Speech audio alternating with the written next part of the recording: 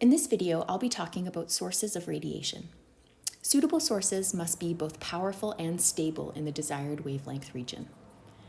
There are two different kinds of sources. There's continuum sources, which emit radiation that changes intensity with wavelength. And then there are line sources, which emit a certain number of lines or bands of radiation, each with a limited wavelength range.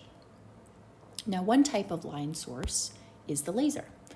And lasers are very useful for a wide variety of applications because of their high intensity, their very narrow bandwidths, and their coherence, or their fixed phase relationship. So for example, light bulbs, which have a coherence length on the order of micrometers, or you could say are incoherent,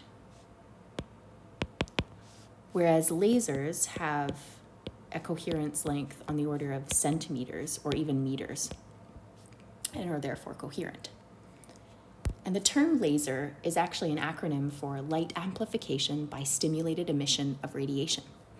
And you'll see very shortly why this acronym makes sense.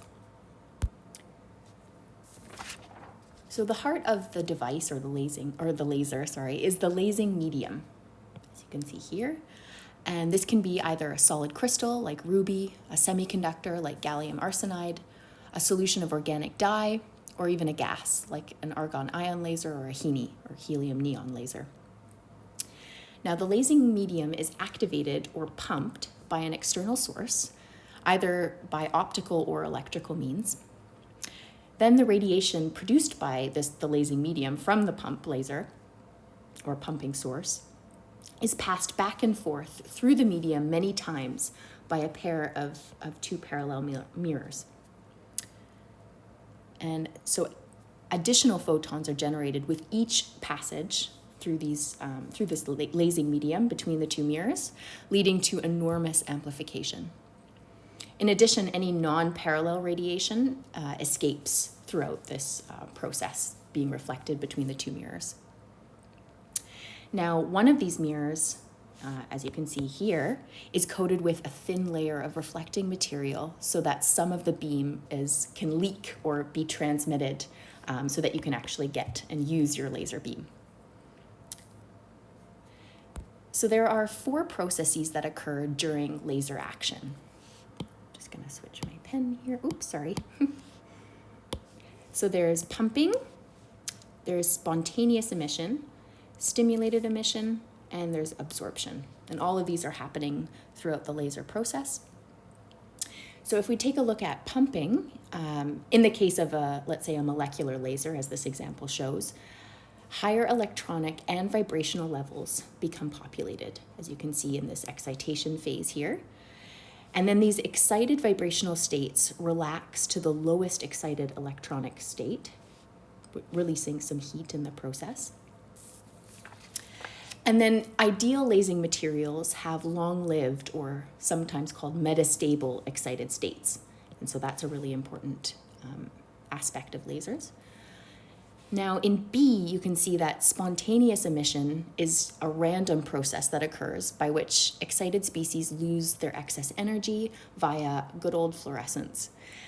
And this is producing photons that differ in direction, phase, and therefore yields incoherent light. So you can see that all of these photons are going off in different directions, have different energies, and are therefore incoherent.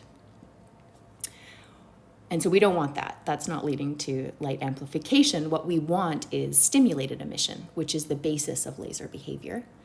Here, the incoming photon promotes a relaxation of the excited species, but the resulting photons then travel in the same direction, have the same energy, and are in phase with the first photon that caused the collision.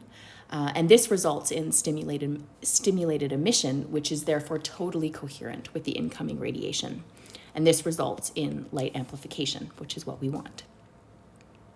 Now, finally, you have absorption occurring, which is competing with stimulated emission. And absorption is attenuating the light, whereas stimulated emission is amplifying the light.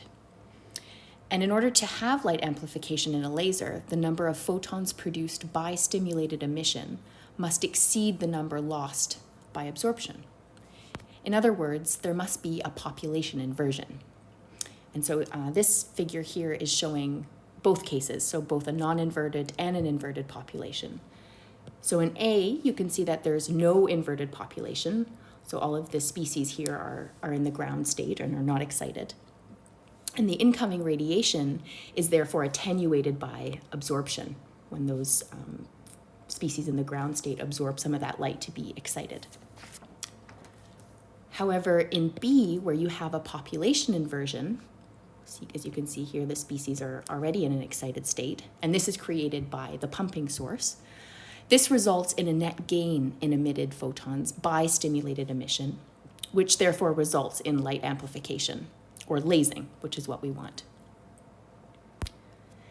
Now, table 7.1 in the textbook just shows you all the different kinds of different types of lasers, their wavelengths, as well as their major applications, which is definitely worth a look.